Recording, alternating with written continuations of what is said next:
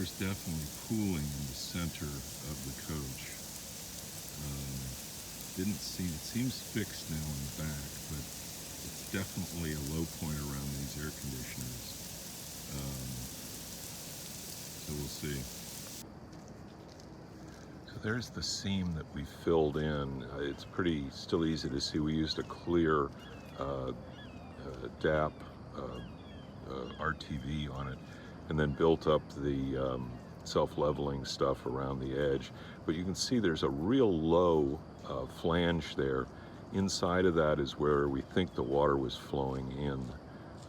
So of course we built up more of a berm around it. It's not pretty, but it seems to work. But we think those are the culprits.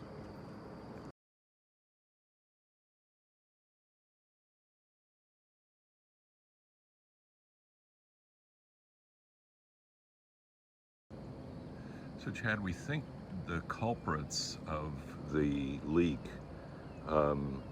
right now are this second seal. You can't see it with this fan closed, but this fan has a lip. I'll send you a still image of this as well.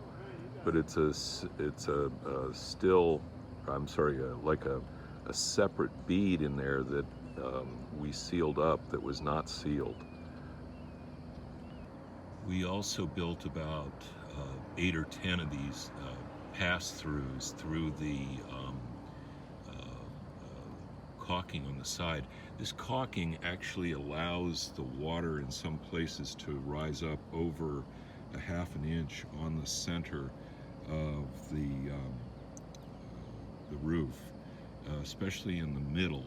And what we found, and I'm going to shoot some water pictures here in a few minutes, but what we found is that the water was flooding up over the top of that bottom seal on that vent, which seems to have caused the problem, although the air conditioners still are showing wet.